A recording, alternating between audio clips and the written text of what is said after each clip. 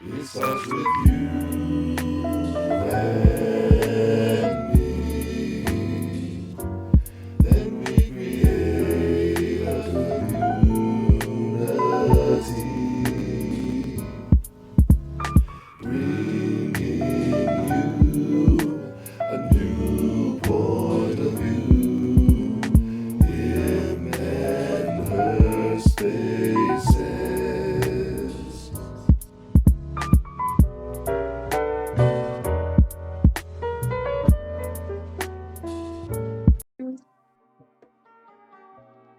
What's going on, everybody? Welcome to yet another episode of Him and Her Talkspace podcast, where we have two coaches, one space, zero reservations. I am your resident master life coach, Chad H. Nails, and as always, my wonderful co-host. Nene Wyndham. Hello, everyone. Hello. I was trying to. I do the same intro every single. I do the same intro every week. Somebody else gonna be late. Sorry. My friend.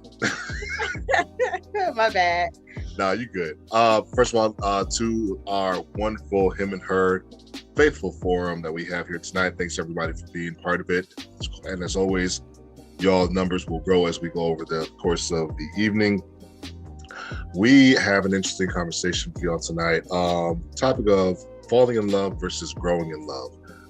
And I got a little blurb that I'd like to write in here. I never read it. I'm actually going to read it this time. So say we all need love in some form, and it comes in a lot of different ways. But how do we go about it? Do we allow ourselves to fall where we may, or do we go with some measure of intention and structure? And that is what we are going in tonight on this week's topic: falling in love versus growing in love. What is the difference? Is there a difference? First question, throwing out like a grenade to y'all every single time. How would we define falling in love? Go. That's a tough one. No, it's not. It is a tough one. I'm messing with you. Go ahead. Falling. I think. Okay.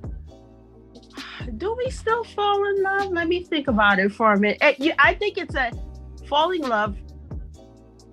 Okay, I'm just gonna talk from my end. Thank you. It's like, just go. Yep. I think it's an experience thing. I think it's an age thing. I think it's when you're ready. Because me falling in love now at 50 and me falling in love at 19 was two totally different things. At 19, it was fresh. It was new. I didn't know anything about the person, but like I met that person across the way and he saw me and, we were vibing and we hit it off. And, it's like kids in a candy store type of love. There was no restrictions, no expectations.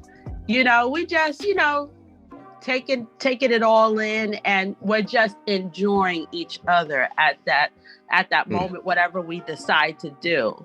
As life progresses, and as you enter the world of heartache, you enter the world of struggling with somebody, your definition of love becomes different. It's like when you hit rock bottom with that person, it's like, okay, I really have to reroute myself and reorient myself to redefine what I'm looking for. And love at this moment is not at the top of the list.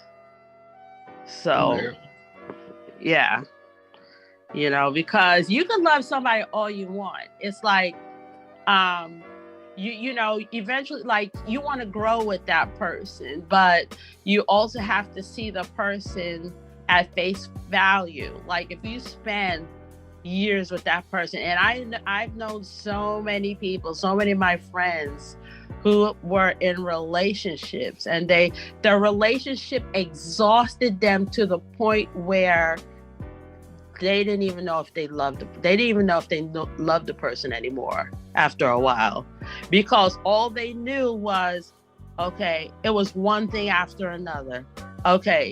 He lost his job. His baby mama is sitting on his neck about the child support. he could have, he might be working 2 jobs. He's never home. You need attention. He needs attention. You have this mortgage you have to pay. Where is the common area? Where is the meeting ground? This is what, this is what we get to at some point. Like my brother, who is 27, I really had to sit down and have a conversation with him because he just proposed to his girlfriend on New Year's Eve, and I said, I want you to spit it out to me. How do you feel about it? Because I've met her, I like her, but it's not a matter of me because I'm not the one that's going to spend the rest of my life with her. It's him. And I know he's head over heels and I'm head over heels for him, So today we got into a conversation. They want to buy a house.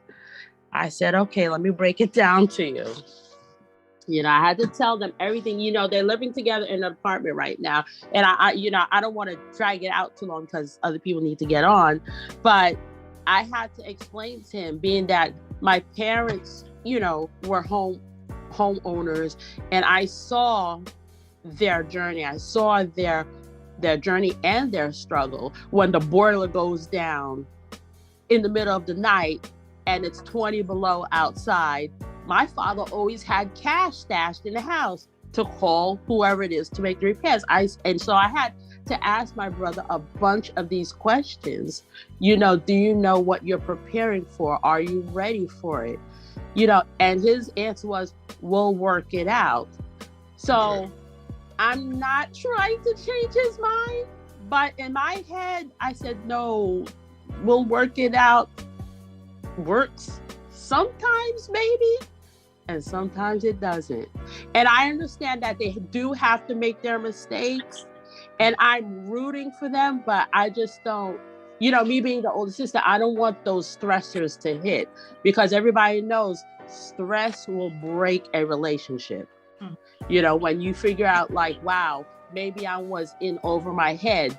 You can't be with somebody 10 years and then realize, oh, maybe this is over my head. I don't know. I don't think I signed up for all of this when there are emotions involved. You see, so it's, I don't know. It's just like a catch-22. I think you have to catch love at the right time of your life. Whatever that right time is for that person. And that's all I have to say. All right. Thank you. Good point. Yeah. Anybody else? We actually just looked and I realized we actually have a majority of brothers in the room right now. So now can I hear from one of the brothers before I say something? What is from a man's perspective? What is it, if there even is a masculine position on falling in love? What is it?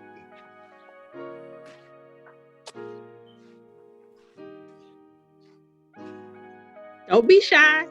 I don't know how many brothers on the phone. We got 4. I agree.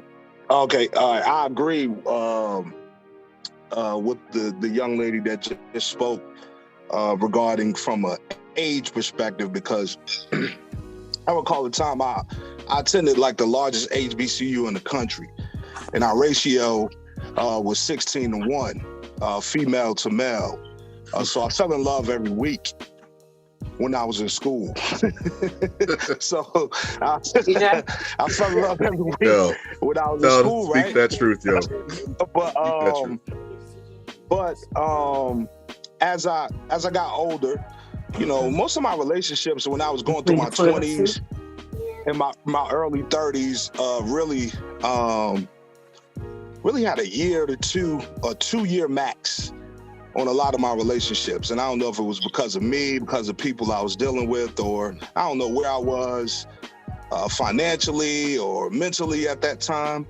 But one of the things that I did start looking for when I started getting to my 30s, I wasn't falling in love until I determined if I could grow with the person. So I guess I couldn't fall in love till I had in my mind that I could grow in love with this person also. So I think, the age thing is a key piece in regards to where you are. And also making sure you love yourself. You gotta love yourself unconditionally in order to be able to fall in or fall out of love with anyone. But definitely, when I got in my 30s, falling in love will also you had to add that extra piece of, okay, can I grow with this person before I go too deep into the situation? Good point. Thank With you. you on that. I hear you on that. And shout out to HBCU for us real quick, my man, since you said it. Oh yeah, North Carolina A&T State University. Okay. All right, all y'all North Carolina A&T, I hope y'all heard that. All right, Chanel, go ahead.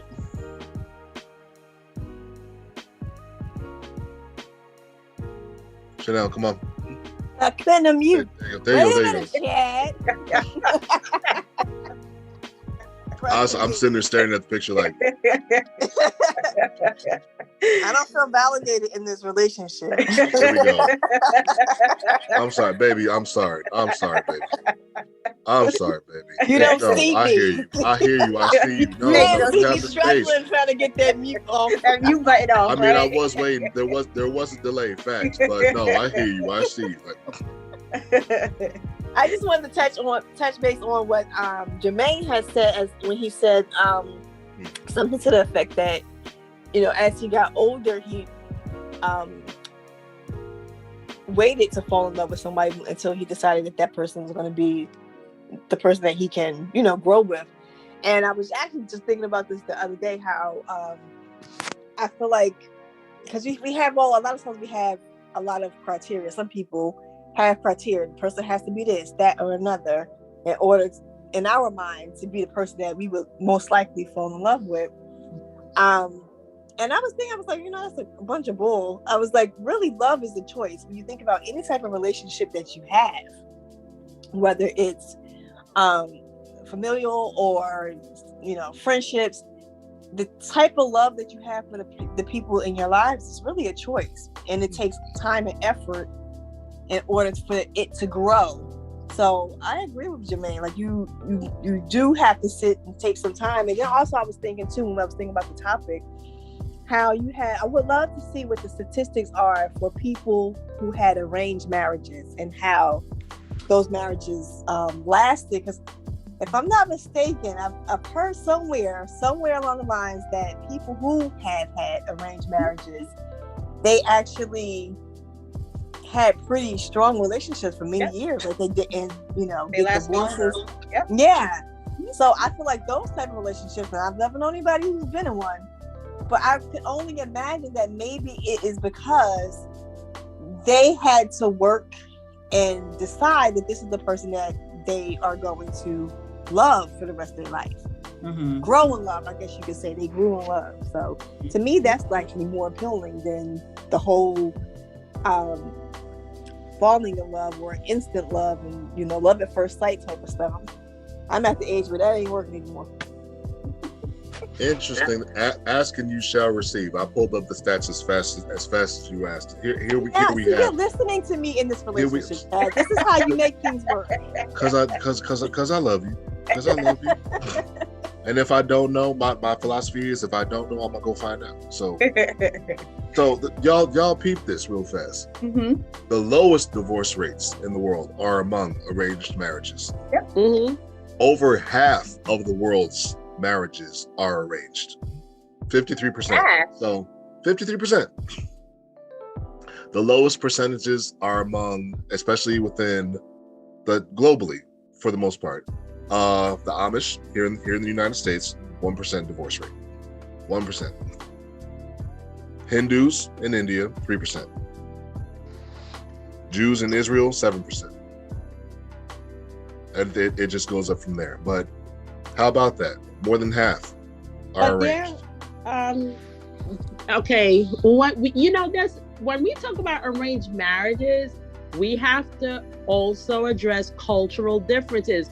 The freedoms that we have here sexually does not take place in those cultures, because there is they will stone you to death if you're caught twerking on Instagram.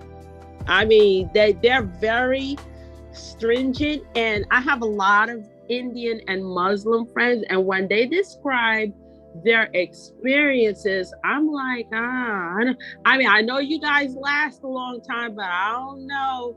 I can't, first of all, I can't be a second-class citizen in a home where I'm breeding children. So, That's something. I can't have my husband and my son disrespect me, and because I'm a certain culture, and because that's what the culture says, like I'm like more of a maid than a wife. There's a lot, like when one of my closest friends, when she tells me, like, her mother got married at 14 and her dad was 22 or something like that, and she see a lot. So a lot of these arranged marriages, they, like everything else, they have their pros and cons, but yes, are they built to last? Are they built to last, or are they forced to last? That's the difference, You could, you'd have to dive more specifically into those specific cultures and see what's actually happening. I would wager that there's a good mix of the bad and the good. I'm sure there are some that misuse the cultural norms, and they're like, yeah, you're my slave, you're this, that, and third. And then there are others that are like, yo, I have a wife, I'm fortunate. This is that, this, that, and third. We're good, and she's good, and I try to make sure that she's good, and she makes sure that I'm good. So even for whatever culture you're looking at, there's going to be some that misuse it. There's going to be some that actually abide by it from a perspective of balance and wisdom and so on and so forth. So, and that's anywhere. So for us to be so free, but we have high divorce rate. Yeah, we have worse. For us to be so free, but to have worse stats, that's something to look at just as equally as looking at them and seeing whether or not these couples are actually happy or forced. And for most of these arranged marriages, and I actually know a couple of people who are in one, it starts when they're kids. So it's not like they just get to marrying age and then they meet the person for the first time. These are people that they actually grew up with. Yeah, I mean, you're not trust and believe. What my friend said, you're not going to be an old maid or a spinster in an Indian family. It's just not happening. They're going to find somebody for you. I was like, oh, okay. There you go. And I want to add into something too. And I saw your comment, Jermaine, so I'll let you go after me. But even with which I was intrigued by the show that came on. I don't know if anybody has seen it before, but Married at First Sight. Even those couples that were married and stayed married, majority of those people are still married today. And these were people that literally met at the altar, and their lives were on TV and all that, which falls under the arranged marriage thing, because they didn't know each other. They didn't have time to fall in love or grow in love or to develop these things. But what they did have was that commitment to say, we're doing this, and no matter what comes out of that, because you're going to fall in and out of love every single day. You're going to wake up one day and why is this person breathing? Why are they here? Why are they still in my life? But what they had to make that sustainable, to sustain that relationship, is the commitment to stay married. So I think that's what's important too, in both falling and growing in love. Love is a feeling. You're not going to feel that feeling every single day.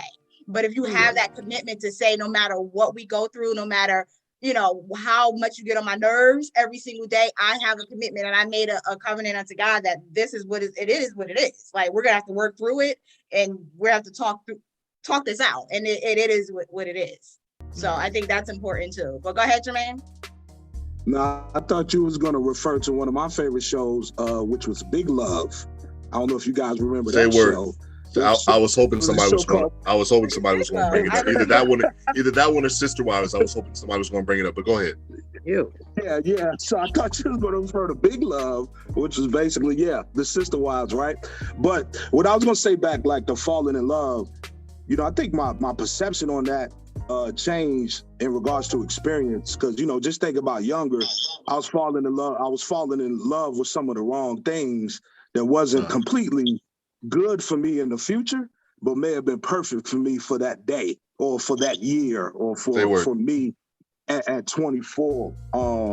You know, Nene knows that you know, and I don't know if y'all know her as Nene, that's my cousin. Nene knows that, you know what I'm saying, I've been in, you know, some very public relationships with some, you know, public figures and things of that nature. But some of those things, you know, did not turn out as they were because that person that I may have fell in love with may not have ended up being that same person in 2 to 3 years down the road. Right. So a lot of things kind of come into play and causes turbulence and you'll be like, dang, you're not the person that I you know what I'm saying, that I came up with the past couple of years. I don't understand what's going on.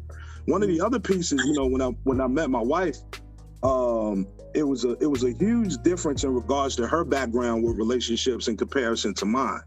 Like, say for example, I've lived with 3 or 4 of my girlfriends in my lifetime.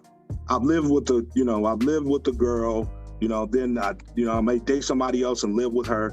My wife never lived with any of her boyfriends. They've always had separate places. But I let her know that, hey, for me, in order for me to know this is my favorite restaurant, I got to know what the food tastes like. So that's the only way that I can, you know what I'm saying? That's the only way I can go further. But, you know, it's everybody's take on it and variations that are different, like, you know, based on the age groups and things that we have on the line. If I was to bring my 20-year-old nephew or my 20-year-old cousin, they may have a totally different perspective, or they may have the mindset that I had when I was 22 or 23 years old. But definitely your experiences with your previous relationships are going to impact your future relationships, whether you want to admit it or not, and whether that's positive, negative, or opportunities, is always going to impact your future judgment. I agree. Excellent point, Jermaine. Thank you for that. Moving on to the next one, we touched on falling in love and what that means to us and different things. So on to the other thing on the plate tonight. How would we describe growing in love versus falling in love? Learning about the person, learning about each other, understanding each other's likes, wants, and needs. You know, it's more, I don't want to say planned out. It's not as spontaneous because when you grow in love with somebody, it takes a lot of patience. Let me see, what else do I want to say? I mean, it's a lot of learning that takes place, a lot of adjustments, a lot of compromise, a lot of sacrifices. Falling in love is more like gratification. It is, you know, it can happen. Most of the times it happens suddenly, but when you grow to somebody, you get to know that person. You get to know their flaws. You get to, you know, your communication is different. It's deeper, you know, because, you know, you're in tune with that person. Pretty much as you grow with each other and as you grow deeper. Yeah, that's all I have to say. Okay. All right. Anybody else want to throw some more on that in terms of growing in love versus falling? How would you describe it?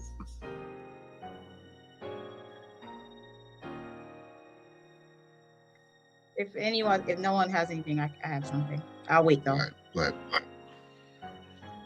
No? Okay. So I think the difference for me is, and Chad and I was talking about this when we were talking about this topic as well.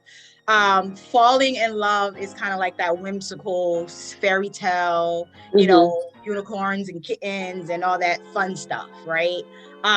Whereas the growing in love is that's that foundation, that's that part after you built that foundation of friendship, right? So we have to build a foundation, and then from that foundation we're like, okay, well, we've built this foundation, now I can see us building the rest of our lives together. Me personally, and I'll let you guys answer how you ever see fit. I think that would probably be more sustainable if a lot of people grew in love as opposed to fall in love and then try to make a relationship work, as opposed to getting into the relationship, building a friendship, and then growing from that friendship into a relationship after that. And that also goes into the whole arranged marriages, because they don't go into a relationship with kittens and rainbows and all that pretty stuff. They go in and they build that foundation and then grow from there. So yeah. I actually just go ahead, Keisha. And then Eric has a comment in the section too. Yep, I'm actually about to address that after. You can read Eric's first, and then I'll. All right, so Eric, and then I'm gonna touch on what Eric said after he said, because his point that he just put in there is very close to my stance on. He says falling in love is the beginning point. It moves towards growing in love. It's the difference between head in the clouds as opposed to feet on the ground. I think that's very, very, very close to how I look at it. I don't think that falling in love is opposed to growing in love.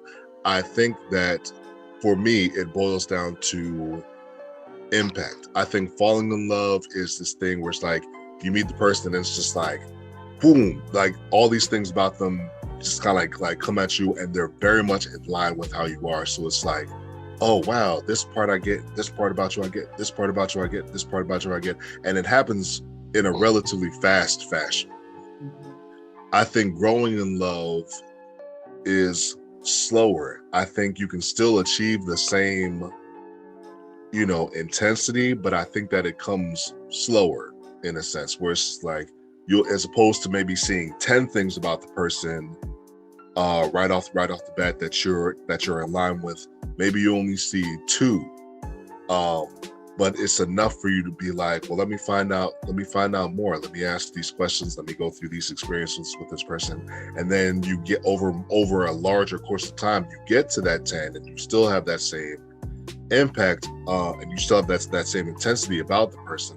I think it's a speed issue when it comes, as opposed to whether one works or whether one doesn't. I think it's in terms of how you are and where you're at when you meet this other person, and then what you automatically encounter as far as being in alignment with that person. I think that's really what happens between falling versus growing. And Eric very much said it in terms of it. I think both can happen, as opposed to one over the other. So yeah, go ahead, Keisha. Well, you guys kind of said the same thing that I was going to say, so I don't want to be, I don't want to be redundant, but that's pretty much what I was going to say. Okay. Oh, I also think some people go into like relationships either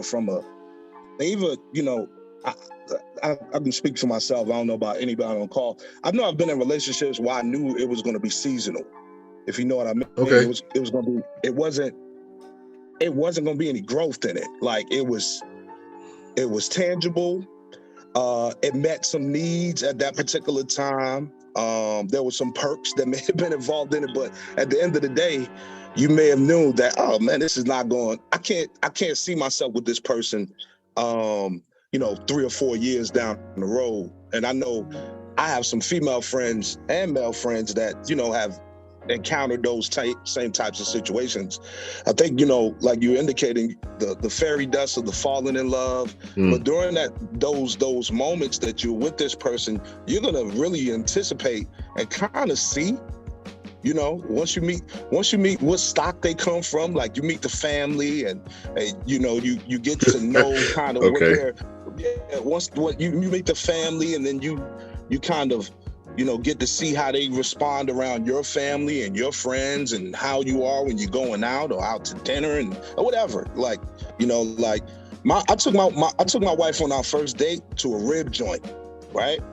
To see to see if my wife was going to eat the ribs all pretty and dainty and everything, or whether she was going to lick her fingers just like I was planning on doing. And you know what my wife did? My wife was licking her fingers just like I did. And I knew. I was like, okay, all right. So, that was the sign. you know what I'm saying? So those are the things that, you know what I'm saying, that I look for. Like, it was the certain things that she did. I was like, oh, wow, you guys still exist. And it was refreshing. And it was, you know, and we're still kicking it. We're still boyfriend and girlfriend, husband and wife at the same time. Right. Yep. That's what I'm talking. You know, that's what I'm talking about. And you made some really excellent points that I'm gonna kind of extrapolate from, Jermaine. Like, you know how you are, right? I hear that story, and it's like, you know how you are, and you know what your values are. And for the most part, I know there's some people that go after, you know, opposites attract and stuff like that. But for the most part, we want to have somebody that we want to connect and be in that level of bond with somebody that we can relate to. Hence the term relationship. So, and this actually goes to an earlier point that you said earlier about knowing yourself, right? So I think whether it's falling in love or growing in love, whether it's the quote unquote fast love that I'm gonna refer to as falling in love, or the slower love that refers to growing in love, you have to know where you're at in order for you to understand what type of connection you have with this other person is. And in a lot of cases, that also tells you what level you can relate to on them, and even for how long in your case. I think for you to say that, I can definitely relate to some stories or to some experiences where it's like, you cool, you good for the summer. you good for the summer. Facts. And I'm a big dude, so I'm cool for the winter. So I understand, you know. You want to cuddle, you want to be warm in the wintertime. I understand. I knew there was a reason that I liked you, man, because we both big dudes. I'm 6'3", 300, so I get it. A likes, B alike, C alike. I'm with you. I have a question, and I'm just curious.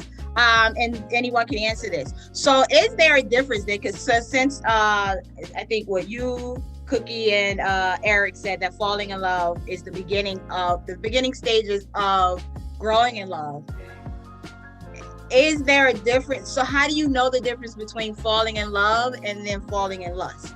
Because in the beginning of a lot of relationships, it's lustful. So, is it really falling in love, or are you falling in lust? And how do you tell the difference? How do you know the difference? I don't know. Good question. Flat out. Yo, this actually touches into kind of like, your question actually kind of touches into the third topic question that we have, which is like, what are the pros and cons of it? And I think one of the cons of falling in love is that it can happen so fast. And if you're not paying attention to it, you can very easily fall into that category of falling in lust, where it's just like, oh, I just love this person. I love this about you, and love this about you, and love this about you. Oh my God, we fucking, this is good. Oh, it's so good. And then there's nothing else to substantiate. So how do you know the difference? I don't think, oh man, that's a tough one. How do you wait? That's why we're here to talk about it. I need to go back in time for a minute. Oh shit! What All I right. was. You know, okay. Lust can definitely mimic love.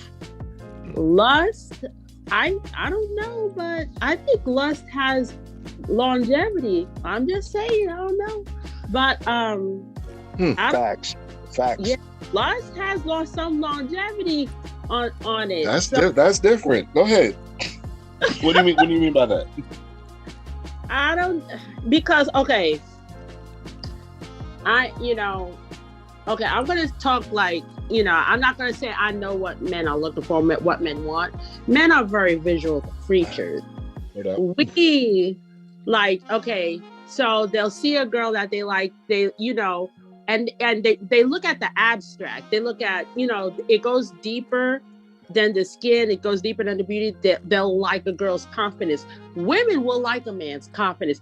Women will like how a man smells.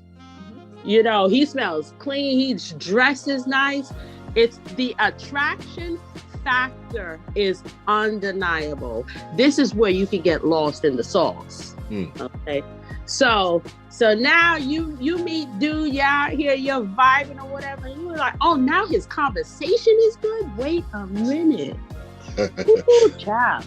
Wait, okay, let me slow down. You started to feel hot a little bit, you know what I mean? So, you know, you're just vibing and everything. We don't know what's gonna happen next. I'm not gonna say whether, you know, they go to bed together, they could go to their separate houses, but okay, like let's say you don't go home together. Some people sleep on the first date, some people don't, you know, but let's say you don't.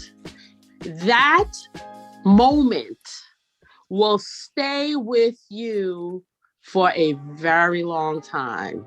It's I don't want to say it's weird, but it's a moment that, like, wow, you know, you're gonna tell yourself that you really like this dude, you know, because of the picture he paints. He, you know, for you, he checks off after your conversation, after your first date. You feel like, okay, this dude checks off all the boxes, you know. So, all right. So now, you know, you're gonna make it to the second date.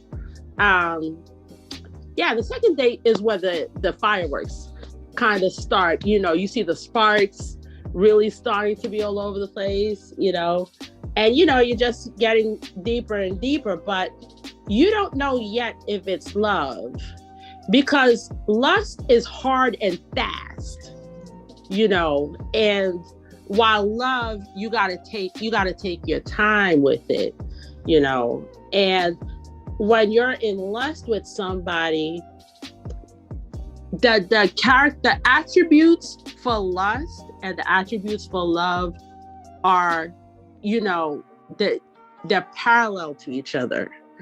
You know, it's different. You know, what people don't understand, it's like two different roads that can easily be misconstrued and confused.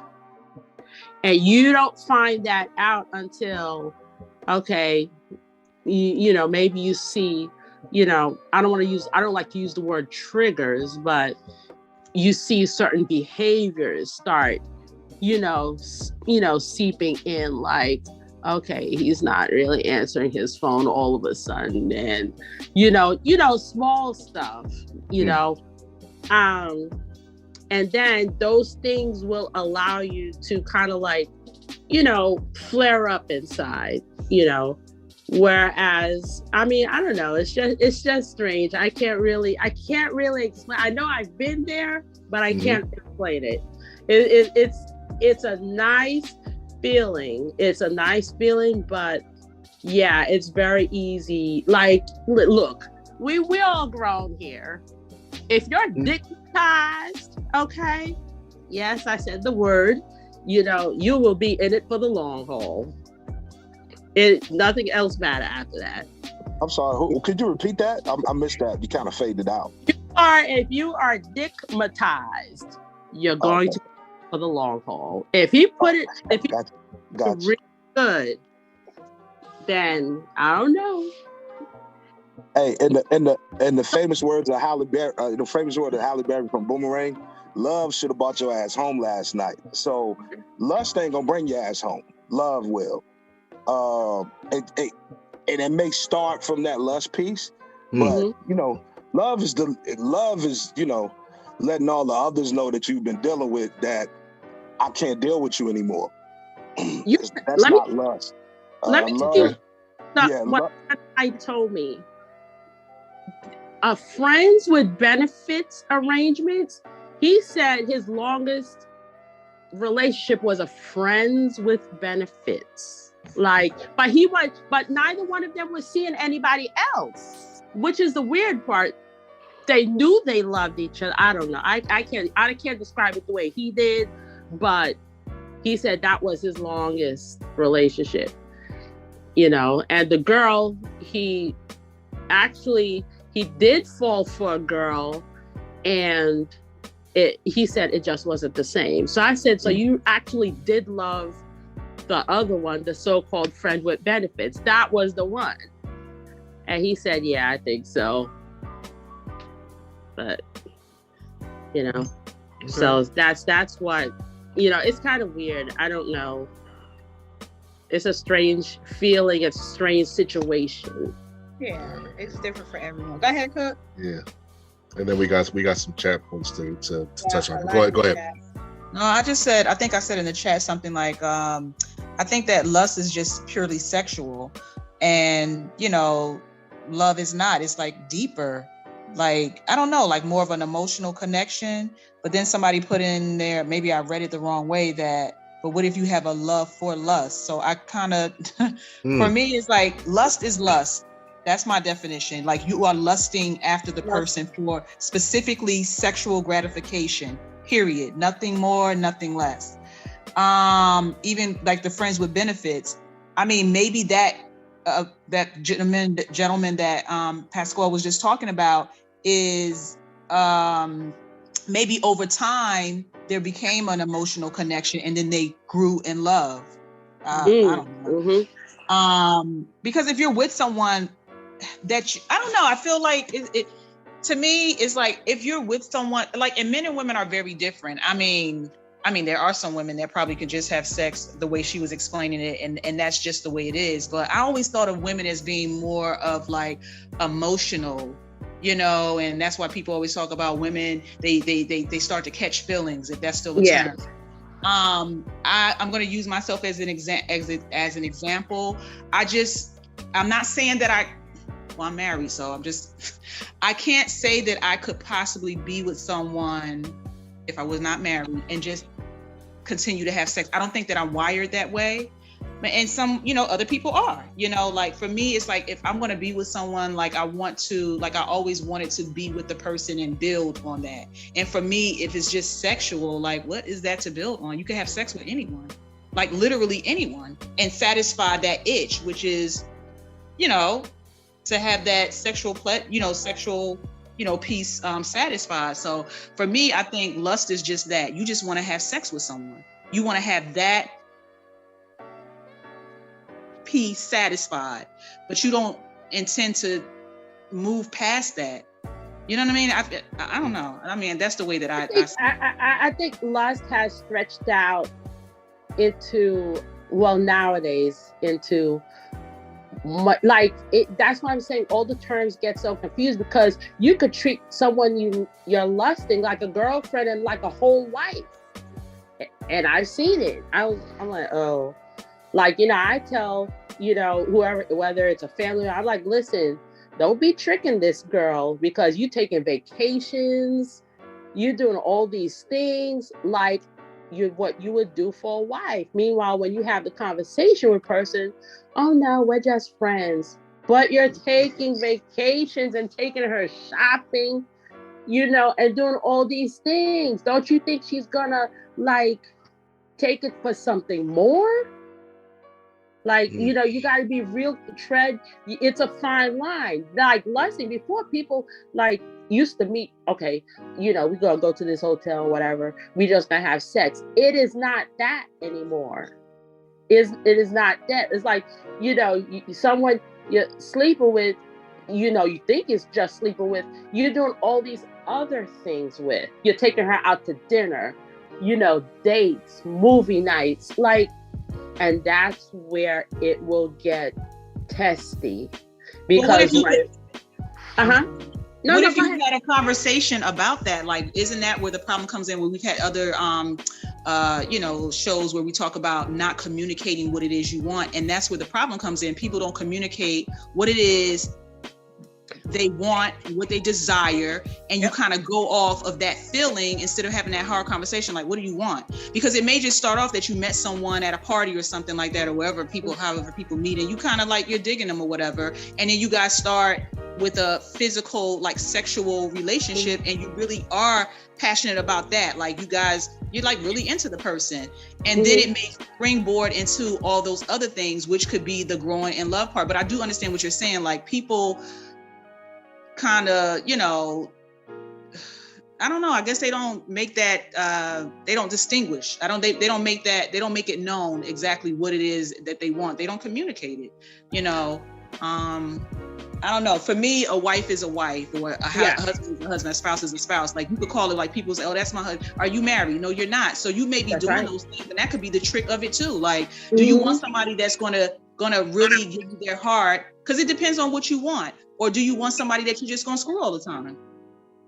Make that known, like, you know what I mean? What do you want? I just want somebody to, to smash with or whatever, with whatever people. I'm sitting here listening to everybody, and I got this idea of what one of the major distinctions between lust and love is, especially for us discussing, falling versus growing in love. And I think for me, the defining factor between love and lust is that with lust, while there is an element of love because we love sex, and for this person that's able to put it down the way that we like to, there is a love element that can happen there.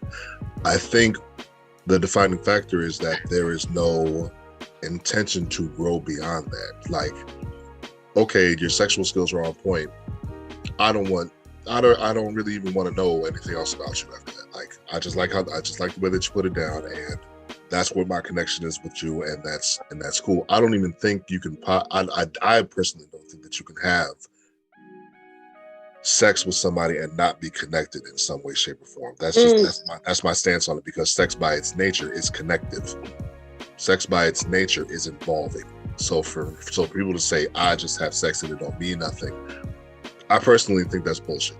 But I think that's the defining factor, and I got that from listening to everybody here, like what really is. And Eric was saying that the lines have become kind of blurred, and I think because people don't say, well, okay, I'm lusting after you, and this is based off of my evaluation of sex and sexual involvement, and you give it to me the way that I like it, so I love you for that, but I don't wish to love you beyond that. But is that love? That's not that. To it's say a that love. There is an element of love. What is a love? There is an element of love in it. We're saying, like, for it to be love, it doesn't mean that you have to love everything about the person. So then what is your definition of love? There's people that have been married. There's people that have been married 50s. There are people that have been married 40, 50 years, and they don't love absolutely everything about the other person. So to say that love is only love if you love everything about the other person, that's not true. I don't think that's accurate. Isn't love the definition of love, or the base of being in love or having love for someone is wanting to build on that, whether that love is a friendship love, you're building on that. How you said in love versus loving them. And I said that's why I said that there's a difference, because you can love. You're not loving them. You're you're enjoying the sex that you're having with them. That's an element of them that they're bringing to you, so you can love them for that. That doesn't mean that you're in love. Maybe I'm confused. Okay. It doesn't mean that you're in love, and that might have to be another show.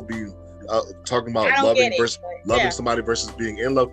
I can love. There are people that I love. There are people that I love for certain reasons. All right. There's people that all of us love for certain reasons. It's not that you love absolutely everything about them.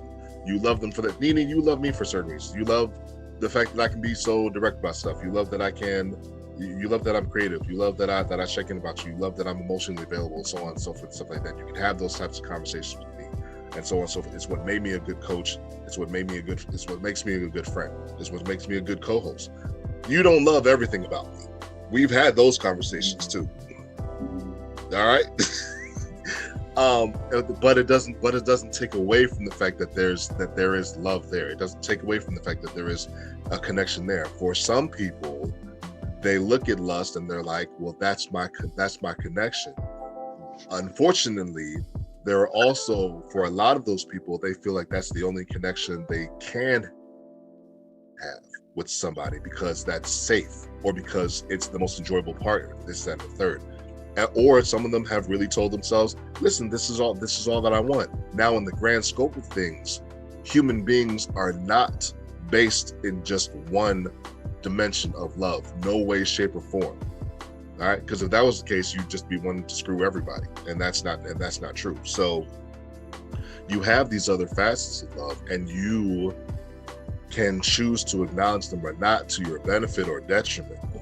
And we can, that's another conversation, but that doesn't mean that there's not an element there.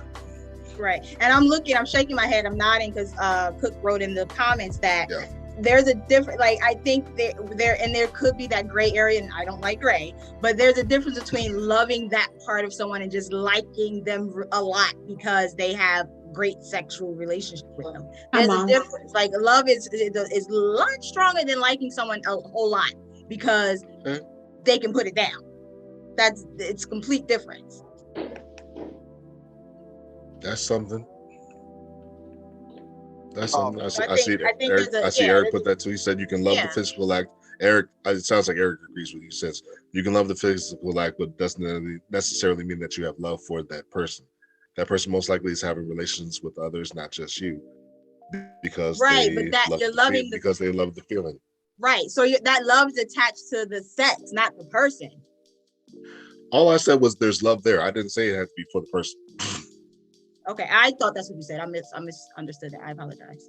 All I said is that there's an element of love in that. It doesn't even necessarily have to be for the person. Now, should it be? I don't even know if I can speak on that. I think in the grand scope of things, there should be. Mm-hmm. But I didn't make that.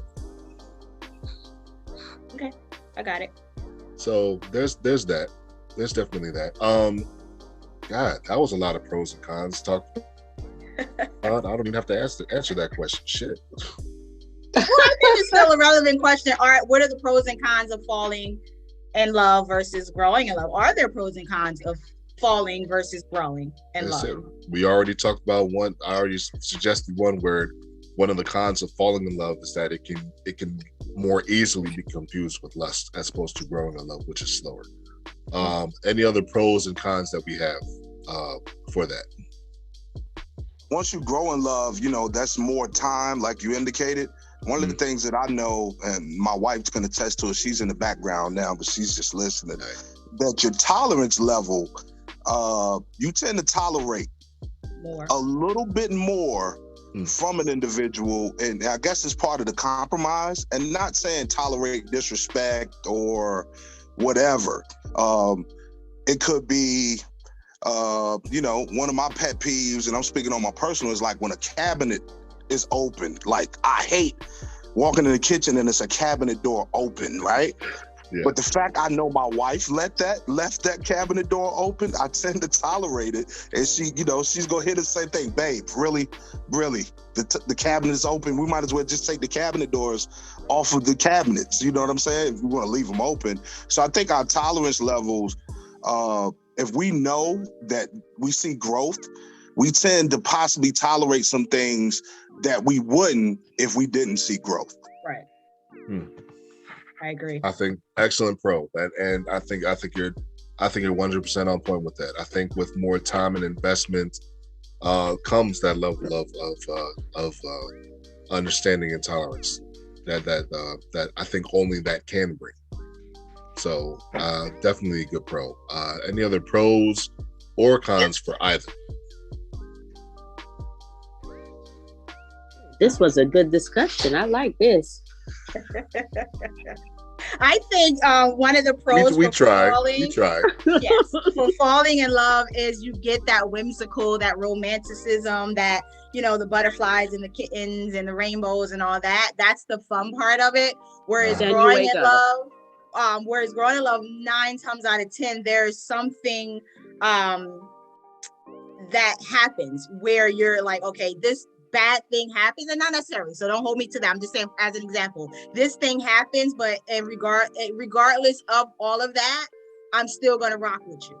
And I think that that's not the fun part of being in love or growing in love, but it's realizing that you are in love. And again, as opposed to falling in love, where you have that whimsical and the running on the beach with the wind blowing in your hair thing. So I think those are pros and cons of each of those, in my opinion. I'm with that. I'm definitely with that. Pros and cons falling out the woodwork here. pro of I think one of the pros of falling in love is, and this has to be said with a disclaimer of you really knowing who you are. I think that can be I think falling in love and having that being in line with your authentic self, I think that can be a wonderfully quick setting foundation for the growing in love aspect, and for you to pay attention to all of those things that you're seeing in alignment with yourself at the beginning. I think that can grant a sense of surety, because like, as opposed to, you know, people feeling the investment of time, or feeling or because some people look at their time investment as like, oh, am I going to waste my time? Am I going to not? I think one of the pros of the falling in love aspect is like, you see all of these core aspects in line with this other person in a relatively short amount of time. So it's like, okay, this looks like, this is looking and sounding like a pretty sure thing, and then that sets you up for the growing in love aspect, where it's not even just the discovery part, but then it's the discovery plus the consistency of what you've already established from the falling in love portion. I think that's a big pro. I've encountered that firsthand. So yeah, that's a big one. That's a big one. Any other pros and cons? We got a few new people in the room, so I'm gonna do a quick reset. Tonight's topic is falling in love versus growing in love. We have talked about the definitions between falling in love versus growing in love, and we are now talking on any potential pros and cons of either. What are some pros and cons that you have for falling in love and growing in love? All right, that's open to anybody.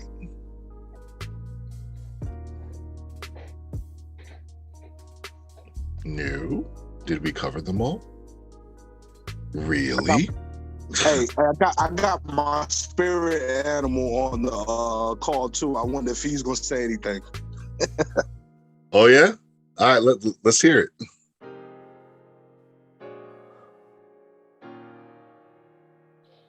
I think he's gonna be quiet. No, all right, that's totally fine. I got my sister Shalon on the line. Great to have you. Thank you. This is from my other group, my Mental Health Monday group on the Black Love Family page. So it's the other podcast that I actually do now on Mondays. So glad to have you, sister. Glad for you. Thanks for coming on. Goodness. So last question. If we Eric made a point in the. I'm sorry, Eric. I just don't want to lose sight of that. Eric made a point in the, and I just wanted to ask him to elaborate on that. If he. Oh, I see that. I just called it con for Eric. Is this a con for growing or for falling? It's more for a con for falling. Okay. Because a lot of people can be on because the way that I look at it is. Oh, that's a good con. The falling is before the growing. Yeah. And you know, one party can be falling for the other one, but it may not be reciprocated as the same way by the other person, and that could be a con. That's true. We have a lot of stories of people who fall in love by themselves, and it's a rough one because you're already invested and the investment isn't met, and that's a tough one. I've been there too. Damn, Eric, show's over. Nah, I'm joking. But that absolutely good point. Absolutely good point. What do you do with that painful facts? What do you do when you have that and it's not met? You're invested, you see all these wonderful qualities in the person, and you're like, wow, she does this, he does that, she walks like this, he smells like this, she talks so good, he loves his mama, and all this stuff, and then you shoot your shot and you miss. What do you do? I mean, I don't know. I think it just depends on the energy. It depends on how you feel about yourself. You know, maybe you want to try again. Maybe the person will communicate the things that they need from you to pursue any type of relationship, a dialogue, Okay. if they feel like, okay, well, this person is missing a few things, and those few things could be the deal breakers.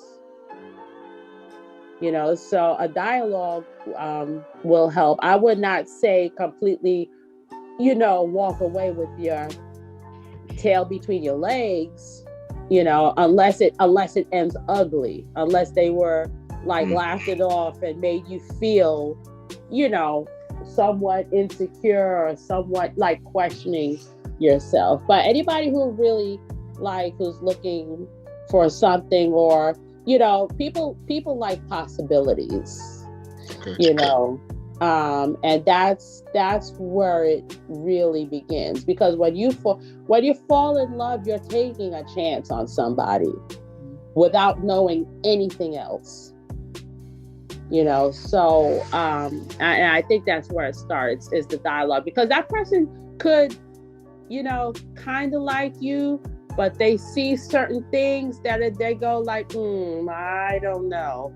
So maybe you want to work on that if this is the person that you see in your future.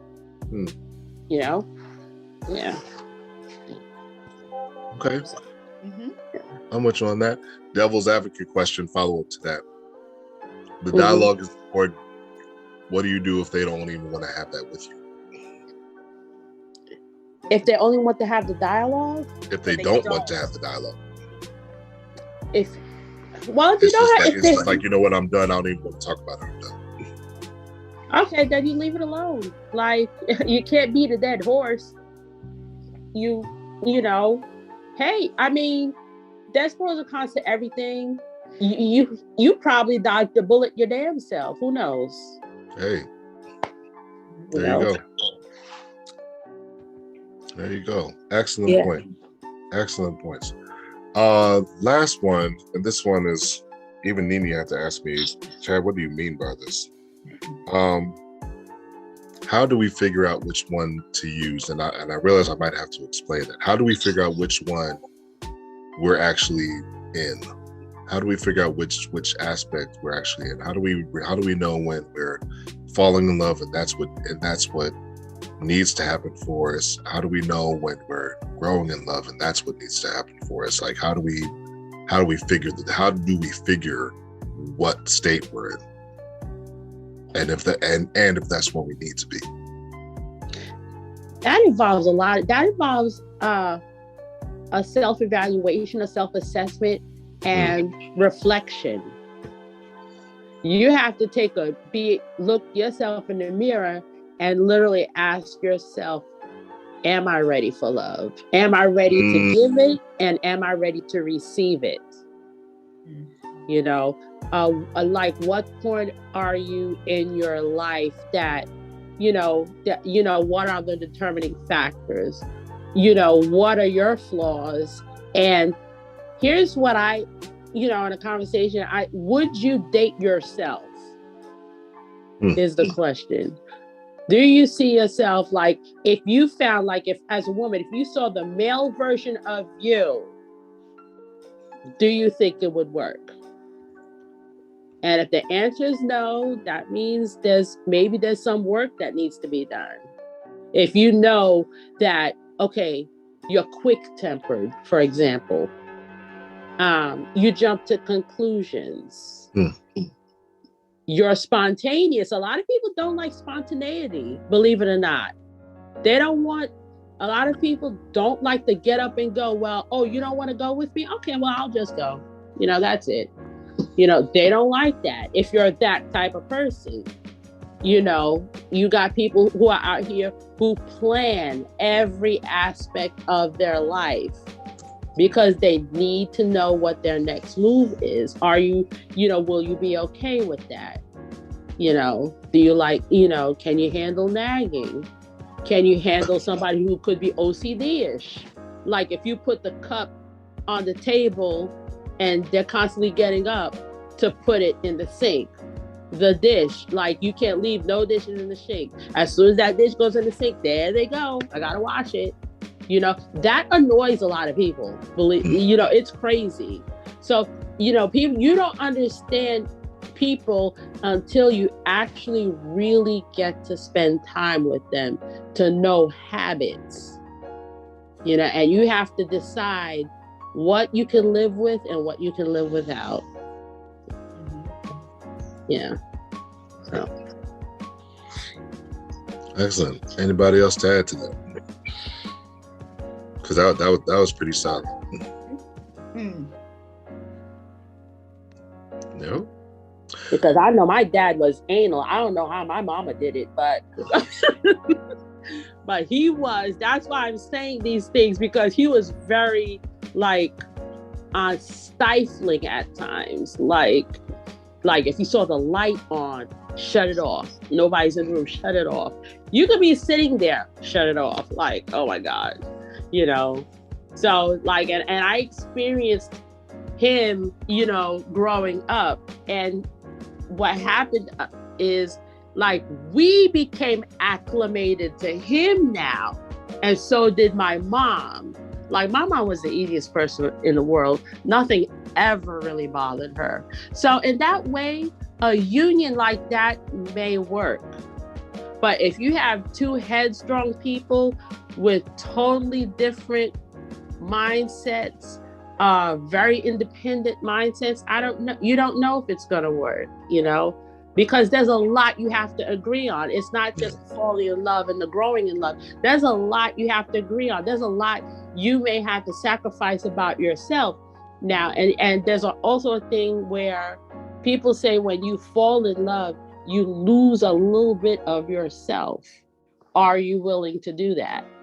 Because when you're in love, you don't recognize that you're losing bits and pieces of yourself, because you're so immersed in the other person and their needs and their happiness that you don't see yourself and your needs and your happiness. It should be reciprocal. Sometimes it is, sometimes it isn't. Yeah. Okay. Thank you. Cool. Good points. Good points from everybody, both in the chats and on the. Jermaine said the yin and the yang works for me. I couldn't be with somebody like me. Facts. I said I like a little bit of overlap, but for the most, I just knowing me, knowing how meticulous I can be on certain things, knowing how I can procrastinate stuff. If I were with somebody who were like me, I think I'd lose my nerve. So a little bit of overlap in terms of being emotionally available, in terms of being, you know, mentally sharp and stuff like that. That's great. That's cool. Being affectionate, all that great stuff. Overlap there, that's great. But to be with somebody who was just like me, absolutely not. Absolutely. But yeah, so excellent points on the chat. Excellent points for everybody who spoke. Really appreciate that. That's pretty much gonna do it for tonight's show. Y'all came with it tonight. Y'all came with some excellent stuff as usual. Y'all don't never let me down. Y'all don't never let me down. But of course, as always, real quick, something a little bit different, and I really don't push this too hard. But if you guys like what we're doing here, follow and share. Follow and share. We want to see this group grow. We always have usually around 10, 11 people. Personally, we have it slated to meaning we can have 100 people in the room at a time. We want to fill the room. So if you like what we're doing at all, share it out, keep up with what we're saying on the page and so on and so forth. We do have a YouTube channel. I will definitely put that that link in next week's show. But yeah, let us know through the email himherspaces@gmail.com what it is, other topics. If you guys come up to us, if you guys come up with certain show topics and stuff, let us know. If you have videos that you want us to react to or to respond to, send it to us. We will take a look, and we pretty much don't have any reservations, like we say in our catch line. we don't have any real reservations about what we are or aren't going to, react or respond to. It's just our take on things. So if, like I said, just if you like us, continue to support us, like, share, follow. For next week's show, something that has been happening a lot lately, cancel culture. What is it, and how do we use it correctly? And if we even are, and if does it even need to be a thing? So that's gonna be our thing. We've seen it being tossed here and there with this celebrity and this politician and so on and so forth. So next week we're gonna crack it open and go from just us being a spectator to us being actually involved with it, and just getting a really solid handle on what it is, and if it is a thing, how do we use it well, especially in our Black community. So that's going to be next week's topic, and that's it. The show will be up. I'll definitely, I do my edits, so the show will be up from the YouTube channel either tomorrow or Friday. It's never later than Friday, for you guys to do the replay and share it out and all that great stuff. And until next week, we will see you back here on Him and Her Talkspace podcast, where as always we have two coaches, one space, and zero reservations. All right. Yay. You guys have a wonderful Thank night. you guys. Thanks again for Night. being Night. here. Thanks for your input. And Thank we will you. see you guys Thank you, Eric. Thank next you, week. Cook. All right. That's Bye. a wave. Bye, Bye. Jermaine. Thank you. That's a wave. All right. Y'all have a great night. No. All right. Sister Shalon, thank you so much again Thank for you, coming everyone. through. Yes. I appreciate that.